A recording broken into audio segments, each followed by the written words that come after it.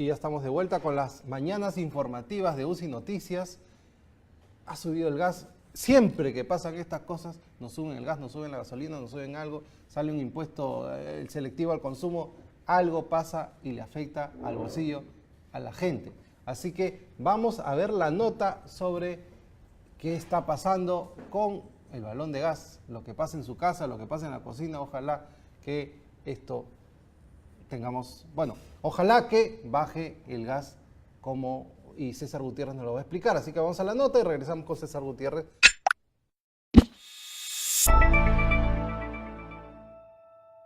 Llega un dolor de cabeza más para las amas de casa.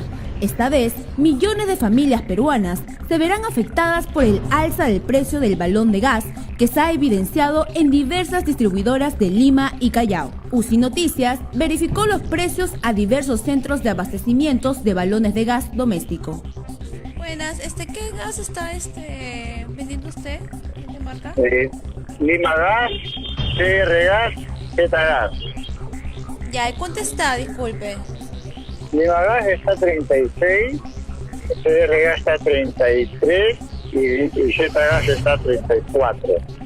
¿Ha subido el precio? Ha subido. Tenemos Solgas, Lima Gas, Z Gas.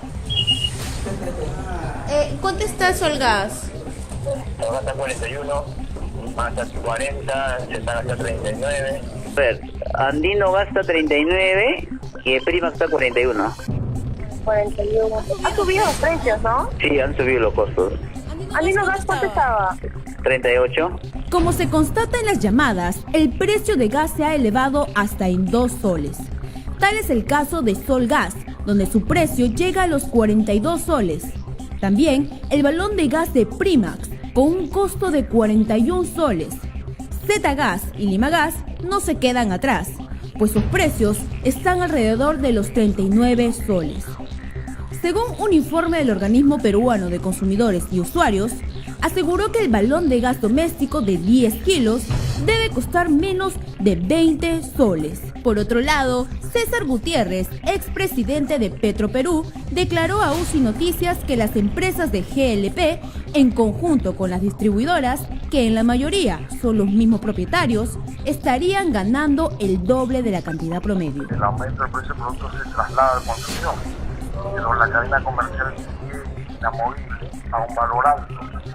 Lo que está ocurriendo es que los propietarios de la cadena comercial, que son los mismos propietarios de la adquisición del gas al consumidor, están ganando prácticamente el doble de margen de lo que ganaban hace 5 años. Además, indicó que el alza del precio del gas también depende del precio del mercado internacional. Lo que ocurre en el mercado internacional, eso es impredecible. Podemos ensayar miles de conjeturas, pero es un precio internacional que depende de la oferta y demanda internacional, de las especulaciones que hay con respecto a los países productores, a eso. Entonces, no se puede hacer una afirmación certera si sube o baja. Conforme se comporta el mercado internacional, se comporta el precio del GLP en el mercado local. Ante estas irregularidades de costos en el precio de balón de gas, la canasta familiar seguirá sufriendo, pues durante los 12 meses del año uno puede llegar a gastar más de 500 soles en este producto esencial para el hogar.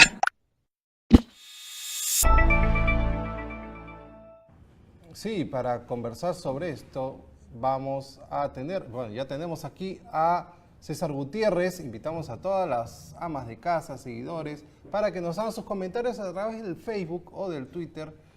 También estamos en vivo en Radio Fama en los 106.7 FM, así que nos pueden ver por redes, nos pueden escuchar en la radio. César, subió el gas justo cuando hay ruido, ¿no? Subió el gas, pero lo que yo no entiendo es que tanto el GLP como el diésel está dentro del Fondo de Estabilización. Explícale a la gente qué es este Fondo de Estabilización de Precios del Combustible. Bien, buenos días, Miki. Buenos días. El Fondo de Estabilización se crea en el año 2004, tiene 14 años de vigencia. Y la idea era no trasladar al público inmediatamente un incremento y que eso sirviera de un paliativo hacia el consumidor. Ahora te explico. Por ejemplo, hoy día se habla de precios de gas como 40. Así es. Y el precio anterior era algo así como 38, subió 2 soles. El fondo lo que decía era a los vendedores, ¿no? Cobra 38, no cobres 40, pásale al público el precio de 38 que es el anterior, y los 2 soles adicionales yo te lo anoto en cuenta, que yo te lo voy a reconocer como Estado si es que el precio no baja. Si el precio baja, por ejemplo, a 36 soles, entonces no baja el precio de 38 y recupera 2 soles, esos 2 soles que hoy día yo te lo estoy anotando en cuenta. Pero si no baja, yo como Estado te pago esos 2 soles. Esa era la idea del fondo y hasta ahora está vigente. Pero la venta de combustibles, el GLP es un combustible de uso doméstico, industrial y vehicular, se rige de acuerdo a las leyes del mercado por oferta y demanda. O sea, el fondo es una sugerencia, no es mandatorio. Hoy día realmente las empresas no utilizan el fondo. El mismo Petroperú tiene precios arriba del Fondo de Estabilización del Precio de Combustibles. Entonces, hace algunos años, hace aproximadamente 5 años, se respetaba mucho la sugerencia de estar dentro de los precios del fondo. Hoy día no. Hoy día ya los vendedores del mercado lo que dicen es, bueno, yo tengo un precio, si el precio internacional sube, también tú me das una señal en el fondo, bueno, yo no quiero acogerme eso y te vendo fiel reflejo de lo que ocurre fuera del país, ¿no? Eso es lo que está ocurriendo. ¿Qué ha pasado en las últimas semanas? Ha subido internacionalmente el precio del GLP y por lo tanto lo que han hecho los vendedores es trasladar ese precio al consumidor final. Así es. Entonces, la gran discusión es si el precio que se está cobrando es el justiprecio. Entre 37 y 40. Sí, digamos, si hablamos en volúmenes de venta, más son los de 40 que los de 37, porque esto es un mercado bien concentrado. O sea, hay 3 empresas que casi agrupan el 70% de la atención al mercado, que son Limagas, Solgas y Zetagas. Ellos ocupan casi el 70% del mercado. Y ellos realmente marcan el precio, y su precio de ellos anda alrededor de 40 soles. Eso como sería el precio de referencia, con algunos picos hasta 42. La pregunta es, ahí vi un informe de la Asociación Peruana de Consumidores y debería costar 20, lo cual yo no comparto. Pero ¿de dónde es que sale el 20? El 85% del gas que se vende a los consumidores viene de producción local, de camisea, que está en forma natural. En los pozos existen las 2 componentes del GLP, son propano y butano, llegan hasta Pisco, se combinan y eso se expende a nivel nacional. Llega al Callao, o sea, desde Pisco se trae al Callao y la pregunta es ¿cuánto cuesta en el Callao por un equivalente del balón de 10 kilos? En el Callao cuesta 19 soles. Correcto. ¿Ya? Entonces, cuando hablamos de 40 soles, ahí está incluido el IGB. Entonces, el IGB somos unos 6 soles, 25. Entonces, 19 el precio del producto, 6 de impuestos, 25 y 15 es la cadena comercial. ¿Qué cosa es la cadena comercial? La cisterna que lo retira el Callao, tiene un costo, lo lleva a la planta de envase, es decir, donde se ponen balones de 10 kilos, y de la planta de envase se lleva a los centros de distribución en cada local de cada distrito y luego la atención al público. Todo ese proceso se llama la cadena comercial, eso es 15 soles. Si lo miras esos 15 soles con respecto al precio del consumidor final sin impuesto, eso pesa hoy día como 44%. Hace más o menos 5 o 6 años eso no pesaba 44%, pesaba alrededor de 25%. Si regresáramos a los costos reales de la cadena de distribución, el GLP que hoy día vale 40 debería valer 35, 5 soles menos. Entonces, si bien es cierto, se sigue lo que ocurre fuera, y hace algunos años, hace 5 años, el mercado concentrado está haciendo de que haya aumentado su margen comercial. Y ese margen comercial... ¿Y quién regula? No hay claro, eso. porque nadie regula el distribuidor el que te lleva el balón a tu casa. Claro, digamos, el precio de oferta y demanda. Es más, ha habido denuncias de concertación, pero Indecopi en estos se ha manejado lentamente. Mira, el año 2016 anunció de las concertaciones supuestas entre el año 2006 y 2011. Y ese caso, que de 2006 a 2011, que digamos puesto en público en 2016, hasta ahora no se resuelve. Entonces, la posible concertación, que es muy probable que exista, el Indecopi pues no responde. Lo que se necesitaría es probablemente más competencia, otros actores más competencia. Agliufi, escucha. Habría otros actores de más competencia. Yo te he mencionado 3. Los agentes del mercado son más de 100. Entonces, los otros 97 es solamente el 30% del mercado. Pero esta situación se va a agravar porque hemos empezado a importar GLP. Ya la producción local no es suficiente, hay que importar. Increíble. Y la importación de acá al 2022 se va a multiplicar los valores actuales que se importan por 2.5. ¿Quiénes tienen la posibilidad de importar? estas 3 empresas grandes, con lo cual el mercado va a estar más concentrado y probablemente tenga mayor margen. La recomendación al pequeño vendedor GLP, tienes que asociarte, cosa que se hizo en los 90 entre ellos, para comprar volúmenes importantes y poder importar. Luego, pues cada uno tomará su política comercial, pero si no hacen eso, sencillamente están destinados a desaparecer y el consumidor probablemente pague márgenes comerciales más altos en los próximos años. Ok, a ver, nos metieron la yuca con el precio del gas. Segundo, nadie regula esto porque ¿quién regula? Al distribuidor, al triciclo, al cuartito, y eso depende obviamente de que la gente compra. Nadie va a dejar de comprar gas, ¿no? La elasticidad precio. Y la regla es libre mercado. Así y ese es. libre mercado, si es que hay concertación, hay un organismo Indecopi que no funciona. Ok. Y Ok. por otro lado es competencia, Ok. pero los 97 empresas restantes no tienen una política conjunta de compra que no les permite competir. Y el Fondo de Estabilización de Precios de Combustible no está No, pues funcionando. no, porque no es mandatorio, porque el concepto principal es, Ok. es oferta y demanda. Eso Bueno, es ley la orgánica del Asociación de hidrocarburo. Consumidores de repente es la que podría presionar. O sea, la digamos, sociedad civil. mira, a levantar un poco la noticia. Cosa que se hizo en el 2005. Sí. En el 2005 se levantó mucho la noticia de un exceso que estaba cometiendo en ese momento Pluspetrol. Y eso hizo retroceder el precio de cerca de 30% y mantenerlo casi estable durante 5 años. Eso sirvió mucho. Entonces, el estar permanentemente en los medios repitiendo este exceso, que yo digo que por lo menos es de 5 soles por balón, eso puede ayudar a persuadir a que estas empresas no sigan practicando la política comercial que están practicando. El problema es que estamos importando gas, ya me acabas de decir, esto para el 2022 va a explotar y acabamos de cerrar el gasoducto sur, lo cual va a significar un problemón para el Perú. He visto tus columnas, bueno, Enagas ha hecho va a también meterle un proceso al Perú. Y Odebrecht también. O sea, ya se cumplieron las condiciones para una denuncia en Luxemburgo Así que es. va a salir los próximos días. Y se viene una restricción. Somos un país que produce gas y estamos, una vez más, somos el mendigo sentado en un banco de oro, ¿no? ¿Qué hacemos? ¿Cuál crees? ¿Cómo el ministro te acabamos de nombrar ministro de Energía y Minas, César? ¿Qué hacemos para que se pueda materializar el suministro de gas, sea gas natural también? El problema también es, creo que la expectativa de hacer las conexiones domiciliarias ha fracasado, no se han cumplido las expectativas y estamos comprando lo que tenemos. ¿Qué hacemos? Mira, la masificación del gas natural es una salida, ¿ya? Pero con el esquema actual no va a funcionar. Lo importante para que disminuir el consumo de GLP es reemplazarlo por gas natural, que es mucho más barato. En el caso menos favorable es 20%, en el caso más favorable es hasta 50% más barato.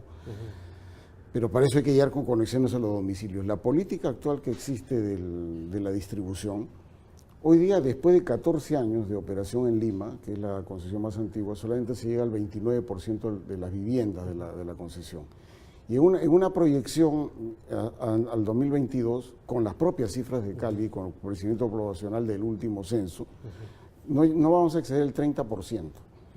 Eso que ocurre en Lima también ha ocurrido en la otra concesión, que es relativamente antigua, que es la de Ica, donde no se llega más allá del 24% del universo de la población. Cuando se ven las concesiones que se han otorgado en el norte, 4 regiones del norte y 3 en el sur, la expectativa es no llegar a más del 15% de la población. Entonces, la única forma de incrementar esa penetración para disminuir el consumo de GLP y incrementar el de gas natural es cambiar el modelo de concesión de distribución. Y ahí el Estado tiene que intervenir poniendo un costo hundido. Es decir, las redes de gas tienen un costo que hoy día la lógica del concesionario es: yo eso con qué lo financio, con lo que le cobra al gran consumidor. ¿Quién es el gran consumidor? Los eléctricos. Pero cuando no tengo más eléctricos, pues simplemente ya ando muy lentito en el crecimiento de las redes. Y no lo va a hacer. y tampoco es mandatorio hacerlo. Entonces, ¿qué es lo que ocurre? Que el Estado tiene que poner una contribución a fondo perdido y la diferencia al privado de tal manera que se puede extender las redes. De lo contrario, no se van a extender más allá del 30% del universo de la población. Y eso tiene que entender el MEF. De lo contrario, esa masificación del gas va a ser un efecto limitado en el extremo 30% del universo. Entonces, simplemente es un logo y la verdad que no se está cumpliendo el objetivo. Por eso, la única forma es cambiar el modelo de las concesiones de distribución y todo lo adicional que haya que hacer, el Estado tiene que hacer un aporte a fondo perdido. Es inevitable. A ver, yo soy un privado, veo este espacio, veo que estamos importando gas caro, veo que hay un margen buenísimo. Yo como privado no tengo accesibilidad a comprar el gas porque lo tiene un privado, el cual no me lo va a soltar y por eso es que me conviene importar. O sea, ¿cómo contrarresta ¿por qué se eso? hicieron tan mal los contratos? Porque no hubo una visión muy limitada. O sea, no hay industria petroquímica. Desde el Ministerio de Economía, que es el que realmente dicta las políticas de este tipo de cosas, ellos piensan que todo lo puede hacer el privado y no es así. Eso, por ejemplo, en el caso de las telecomunicaciones sí se ha entendido. En las telecomunicaciones existen aportes del Estado a fondo perdido con un fondo que se llama el FITEL. Sí. Y eso ha permitido llegar a áreas rurales con telefonía móvil, con data. Cosa similar ocurre con el gas. Y eso tiene que entenderlo el Estado. Cuando entienda eso y otorgue concesiones en los cuales el privado pone una parte y el Estado pone una otra parte a fondo perdido y el privado les sale rentable, vamos a tener mucho más conexiones y menos consumo de GLP. ¿Tenemos gas para satisfacer nuestra demanda y no necesitar importar? Hoy día en GLP no, y la producción es decreciente. En gas natural tenemos un efecto también limitado. Si, por ejemplo, si el gasoducto sur se pusiera en operación entre 4 años, que es lo que demoraría la construcción, tenemos un horizonte de 15 años de reserva y no más. Entonces, tampoco. Los que tienen hoy día en posesión los contratos de licencia de explotación de esos yacimientos no están haciendo más exploración. ¿Qué debimos hacer con el gasoducto del sur para no llegar a esta situación? Yo creo que en el momento que Oder estaba vendiendo, que era en el año 2016, debió permitirse la venta, con una cláusula que reflejaría lo que hoy es el decreto 003, es decir, de la transferencia del dinero, pues una parte entre el fideicomiso y el otro te da liberalidad de uso. Hoy día estuviéramos ya bien avanzados con la construcción e inaugurar probablemente entre 2 años. Hoy día este es un laberinto que yo no veo por dónde es la salida, porque el Estado ha sido demandado ante el organismo de arbitraje internacional que es el CIADI, y los demandantes van a ganar, porque el Estado todo lo que ha hecho es puras torpezas. El Estado ha dicho que yo no debo reconocer nada, pero sin embargo contrata 40 millones de dólares de un administrador de los bienes de la concesión. ¿Para qué? Si no tengo que reconocer nada. Además, el mercado es tan pequeño que nos quemamos como país para estos inversionistas que apuestan. No estoy hablando de Odebrecht, que ya sabemos todo lo que... Estoy hablando de Nagas, por ejemplo, ¿no? Claro, y digamos, las acciones que se tomaron, perfecto, la caducidad de la concesión era correcta, no se cumplieron, el cierre financiero hay que darle la caducidad de la concesión, pero si había una oportunidad de unos interesados en adquirirlo, ¿por qué no permitirlo y haber retenido los fondos y darle una liberalidad a una parte? A mí me hace pensar que la acción que se hizo, el único favorecido era Graña y Montero, porque con las decisiones que se tomaron, Graña, su acción había caído en el año 2017 como 30% en los primeros meses del año. Todo se dio en enero. Cuando toma estas decisiones del gobierno, la acción rebota 18 y se mantiene estable. ¿Qué hacemos? ¿Cambiamos nuestra matriz energética? ¿Qué hacemos, César? Mira, tenemos que incidir en el gas, pero tenemos que también renegociar los contratos desde el punto de vista de poner más exigencias, que los que tienen los lotes puedan explorar más. O sea, se están consumiendo lo que le dan. Ese es otro punto, claro, no hay exploración. O sea, de lo que ya tienen, el lote, por ejemplo, Camisea se dio una cantidad de recursos existentes. De esa cantidad de recursos existentes no se ha aumentado las reservas porque no se ha hecho más exploración. Y el argumento recurrente es, no, porque la población se opone. Yo la verdad dudo de eso. Puede haber oposición, pero creo que no ha habido mayor esfuerzo tampoco hacerlo porque no tienen ningún mandato de hacerlo. Y sencillamente están muy cómodos, su margen de utilidad llega hasta neto, llega hasta el 30% de los ingresos brutos, y está en el mejor de los mundos y no estamos agotando las reservas. Esa es la situación del gas. ¿Cuál es la situación del petróleo en el Perú? Bueno, ahí la producción es declinante, pero aceleradamente. Nuestros requerimientos son 200.000 barriles diarios para producir combustibles y atender el mercado interno. Solamente producimos 40.000. La diferencia de 160.000 se importa y cada año va declinando más. Y ahí también tiene que jugar un rol el Estado. Por ejemplo, yo he sido uno de los promotores de decir que el contrato que se digamos, se suspendió, de este contrato de esta empresa Tulo, Sí. Yo he estado completamente de acuerdo a la suspensión. Eso no significa que estamos corriendo al privado. Lo que ocurre es que hay un gran desequilibrio. Lo que se le exige, entre lo que se le exige al privado y lo que recauda el Estado, hay un gran desequilibrio en contra del Estado. Mira, ese 5% que se hablaba de regalías significaba algo así como que $1,5 millones al año para 4 regiones, y de los cuales tienen que distribuir gobiernos regionales, gobiernos locales y universidades. Entonces, ¿en qué digo yo el Estado tiene que intervenir? Hoy día los lotes que se ofrecen tienen muy poca información, no son atractivos para los inversionistas. Entonces, lo que yo vengo diciendo en esta ley orgánica de hidrocarburos, proponga usted que Perú Petro pueda hacer un levantamiento de información básica, para que con esa información básica en la cual diga hay o no hay, y si hay, salgo a promocionar, y si hay, voy a tener varios interesados en disputar un lote y van a pagar más. Con el modelo actual simplemente tengo que allanar a que me paguen lo mínimo posible. ¿Cuánto es el mercado de empresas de exploración petrolera que pueden ver al Perú como un país atractivo para invertir lo costoso que es la exploración? No estamos hablando de explotación, estamos hablando de... Hoy día ninguna. Hoy día ninguna. ¿Por qué? Porque los lotes que se ofrecen, la información es escasísima, y el antecedente que ha habido es que no encuentras nada en los últimos 15 años. Entonces una empresa dice, estamos en un país donde no se identifican recursos naturales, no ha habido hallazgos, hubieron 44 contratos, de esos 44 contratos solamente uno fue exitoso, 43 no lo han sido, y encima lo que me ofrecen no tiene información, ¿para qué voy a ir? Entonces, ¿qué es lo que hay que hacer? Es ofrecer lotes con mayor información, y esa mayor información tiene que desarrollar el Estado contratando a terceros, con costo al Estado. Si, bueno, confirmo que no hay nada, pues perfecto, ya no hago nada. Digo, no hay, pues sería un importador neto. Pero si hay una probabilidad, yo salgo a ofrecer lotes al mercado y voy a encontrar interesados. Pero si no se hace eso, sencillamente seguiremos la suerte. Estamos en una situación terrible con respecto al petróleo. ¿Cómo está el carbón acá? Bueno, primero tenemos una central térmica de carbón en Hilo, 140 megas, son 40% más que la central de Machu Picchu en capacidad, y esa central va a empezar a operar, va a operar desde el 28 de julio hasta el 3 de agosto, que hay corte de producción de camisea, y en los próximos años, ante la carencia del gasoducto sur, la vamos a tener operando a plena carga. Entonces, en el mundo el carbón está de ida, en el Perú lo estamos necesitando para operar una central. Claro.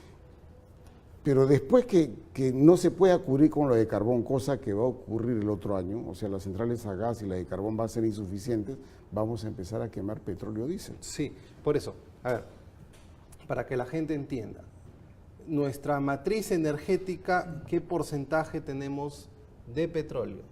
¿Cuánto? Hoy día nada. Nada. Ok. Gas. Pero entre un año, sí, esa es la única forma de cubrir. Okay. O sea, digamos, desde el punto de vista de matriz energética para producir electricidad. ¿Cuál es nuestra matriz en este momento? Digamos, hoy día mayoritariamente de gas, casi 50 de gas, 50 hidroeléctricas para producir electricidad. Pero cuando hablas de matriz de consumidor final, el 50% del consumo de combustibles es diésel. Correcto. ¿Ya? La electricidad solamente es el 18% de la matriz energética, el resto es en puro fósil. Correcto, y renovable estamos en 0.0 algo. Sí, no, bueno, estamos en, digamos, de la matriz es que no llega ni al 2%, ¿no? Entonces, pero es lo normal. ¿En qué país sobrepasa las renovables 5, 6, 7%? Mira, yo creo que se puede crecer acá el parque, pero se han pasado 10 años donde hay mandatos que el ministerio tiene que pronunciarse el porcentaje en base a información técnica, y ha habido mutis. El anterior ministro se le venció el mandato en el año 2013, no dijo nada y nadie dijo nada. A este ministro en mayo se le venció el mandato de decir algo, es un mandato legal, que cada 5 años hay que decir cuál es el porcentaje, tampoco ha dicho nada y nadie reclama. Entonces yo creo que sí se puede incrementar, el mundo anda por ahí, las empresas también están ávidas de hacerlo, empresas grandes, pero no hay proposición desde el Ejecutivo. Sí, vamos a hacer una infografía acá en UCI Noticias explicándole cuál es la matriz energética mundial. Es importante ver que el primer mundo le está diciendo adiós al carbón, pero es el tercer mundo. Y por eso no nos preocupa mucho que la selección esté en el ranking de la FIFA, estemos arriba, todo, pero esto nos quita competitividad, ¿no? Somos un país el cual todavía pues tiene estas centrales térmicas, César. Y lo peor, Miguel, cuando Sí. yo te decía que el 52% Sí. del consumo de combustibles es diésel, Sí. mayoritariamente el diésel es importado. Y como sigue Sí, sí, creciendo claro. el consumo de diésel, seguiremos Sí, importando claro. diésel. Sí, claro. Y eso es problema, ¿no? Realmente un lío. Has hecho una denuncia de la adquisición de biodiesel del 2017 que solo lo estamos comprando a un proveedor. Mira, hay un mandato desde el 2008 que el diésel, que se expende, generalmente el transporte de carga lo usa, debe estar combinado al 5% con biodiesel, que es el combustible que viene de la palma aceitera, o viene de la canola, o viene de la soya. ¿Qué ocurre? La idea cuando se hizo, y eso se hizo en el gobierno aprista, del 2006 al 2011, la idea era que el biodiesel genera mucha inclusión social. ¿Por qué? Porque genera cultivos en áreas remotas y eso genera trabajo. Y además tiene un efecto Es ecológico. intensivo en mano de obra. Entonces, es un efecto ecológico. Nunca se dijo, vamos a direccionar esto al mercado local, que el mercado local compita, fue la idea. Pero hoy día, ¿qué está ocurriendo? Los concursos que hace la petrolera estatal son un absoluto silencio. O sea, no sabemos a quién invitaron y por qué, quiénes compitieron y quién ganó por qué.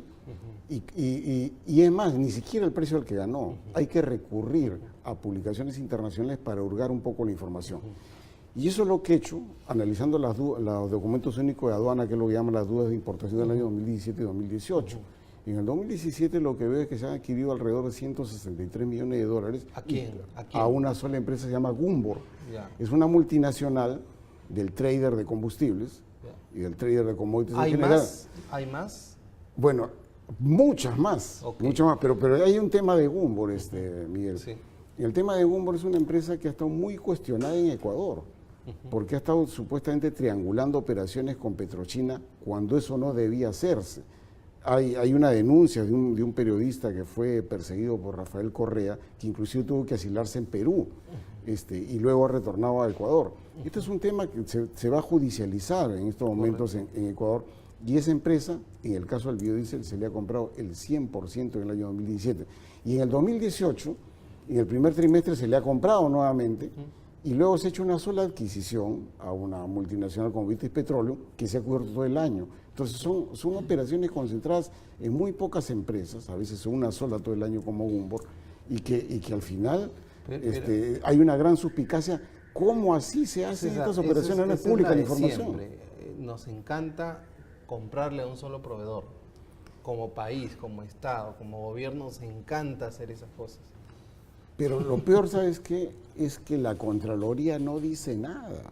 Y la Contraloría tiene pues su representante dentro de la empresa, que es el gerente de auditoría interna.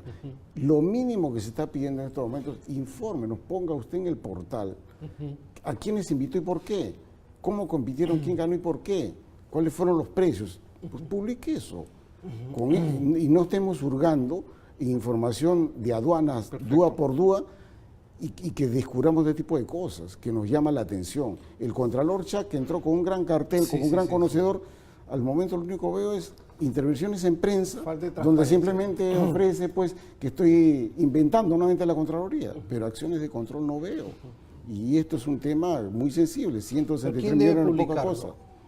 Bueno, Contraloría debe obligar a la empresa a que haga la publicación. Claro. Pero pienso no que solo debe de eso, publicar. sino de todas las compras que hace. De los Mira, yo te he combustibles. hablado solamente ahorita del biodiesel, 163 millones, pero el crudo sigue la misma suerte. Entre Sí. crudo y entre Ese es el business. entre crudo y biodiesel, estamos hablando de más de 2.000 millones de dólares Ese al es año el business, pues. de adquisiciones. Ese es el O business. sea, estamos hablando más de un punto del PBI que se adquiere en silencio. ¿Y cómo pues el Contralor no le llama la atención eso? El gobierno hace grandes esfuerzos para reducir un punto del PBI en Una déficit chiquita, fiscal y porque en esta, estamos mira, terminando. hay ¿A silencio. quién le estamos comprando el crudo? Gumbor es uno de los actores. Ya, también. Casi todo el crudo viene de Ecuador. Ya. Viene del Ecuador. triangulan con Petrochina Ya. y esos ¿Con son nuestros Venezuela proveedores. estamos en algo o nada? No, Venezuela Ya. no tiene ni Ya. para atender a sus compromisos Ya. que tiene con Petrocaribe, que Ya. anda adquiriendo otros lados para darle, ¿no? Ya. Pero prácticamente todo es Ecuador. Ok. El tema es transparencia, publique usted, diga cómo, estamos comprando 1.25 del PBI, lo estamos comprando. Así es. Y nadie dice nada, y esto es recurrente. Entonces, yo no entiendo Así, por, ¿no? por Nos qué fijamos- hay tanto silencio. Nos ¿no? fijamos en la licitación de 500.000 soles y no nos fijamos en la compra de 2.000 millones Claro, de dólares, que así debe es. ser transparente. Por último, no nadie está cuestionando la compra, lo que estoy diciendo sean transparentes para ver cómo se puede optimizar eso también. Pero exigiendo también algunas explicaciones. ¿Por qué tan concentrado? ¿Por qué invita usted a unos cuantos o a cuántos ha invitado? ¿Y con qué criterio? Eso necesitamos saber. Y lo que está exigiendo es que eso se haga. Y no se hace. Y un contralor que guarda silencio. Para terminar, ¿cómo estamos de hidroeléctricas, de la energía eléctrica generada por los proyectos de agua, Bueno, por las caídas? las últimas hidroeléctricas grandes se licitaron en el año 2011, están operando. Y ahora lo que hay son pequeñas hidroeléctricas de 20 ¿Qué megas. porcentaje tenemos? de Casi el hidros en nuestra 50%, matriz? casi el 50% de la cobertura de la demanda por hidro. Pero hoy día resulta costoso hacer una hidro. O sea, la inversión, cuando tú lo conviertes en tarifa, sale más caro que una termoeléctrica, inclusive pagando el gas. Y las hidros también requieren un régimen diferente para poder competir. Tú De no lo eres contrario- pro hidro. No, mira, se necesita la matriz energética hidro, ¿ya? Pero con las formas que hay hoy día de competir las hidros con las térmicas, la hidro nunca se construirá, porque la térmica es mucho más barata, incluido el pago del gas. Entonces si queremos hidro, tenemos que decir, demos una cuota de la matriz energética de electricidad a las hidros que compitan entre sí. Pero eso sí, nos estamos sometiendo a un precio más alto que las termoeléctricas. Correcto. Pero es necesario diversificar. Correcto, bueno, sí. Ese es el tema, pues el carbón es barato. Claro, el carbón es contaminante, la hidro Sí, no. El gran sí, problema sí es los grandes impactos ambientales porque despeja grandes Pero áreas. tenemos las condiciones geográficas para que el Perú tenga en su matriz de producción de energía una gran, sea el componente, el porcentaje sea de hidro, ¿no? O sea, hay que diversificar hidros, Sí. gas natural, Así es. renovables. Así Eso es. hay que diversificar. Los porcentajes Así es. tienen que estudiarse y luego exigirse que se cumplan. Y exploración. Y exploración, pero con información que sea atractiva para el inversionista. Hoy día no se le da nada. Hoy día se le da un gran riesgo, entonces te digo, pues yo te voy a pagar lo mínimo posible. Y eso es lo que se pretende celebrar. Es un crítico de la Sociedad Minera y Petróleo cuando dice, oiga, los han corrido porque les quieren exigir más del 5% de regalía. Claro, ¿y qué significa 5% de regalía? Una contraprestación realmente mínima al Estado. ¿Por qué? Porque simplemente usted promociona lotes donde hay ninguna información. El día que tenga algo, podrá exigir más. Listo. Gracias, César. Y te comprometo para que nos ayudes a hacer esta infografía. Con gusto. Muy simple, hay que explicarle a la gente cómo funciona esto, ¿no? Estos temas son complicados, ¿no? Es mucho más fácil entender de que el tema de la subida del precio del gas, pero estos temas de la matriz energética tienen que entenderlo la gente, porque de eso va a depender nuestra economía en los próximos 50 años. La economía de nuestros hijos, la economía de nuestros nietos, ya. Va a depender precisamente de eso. Un tema final Sí, muy pequeño. sí, sí, en sí. estos momentos, Sí.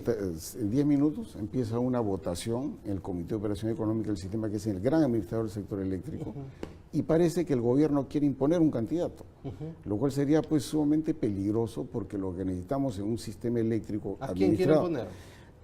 Dicen que su postulante es un señor Juan Carlos Liu, profesional que conoce y lo conozco, Ya. pero con mucha relación con el Estado. Ya. Y él ha sido el jefe ¿Y de qué Martín decide- Vizcarra en el proyecto, ¿Qué decide Pasto el Grande. COES, ¿no? ¿Qué decide? Digamos, la propuesta tarifaria de los Sinermin, qué centrales despachan primero, qué línea de construcción se construyen y a qué precio. Eso ahí determina los O sea, de Sinermin. este señor va a depender si nos suben la luz o no. Hoy día, a partir de las 9 de la mañana, hay una votación en la cual participan 164 empresas y el Estado tiene el 21% de la votación a través de sus empresas públicas del sector eléctrico.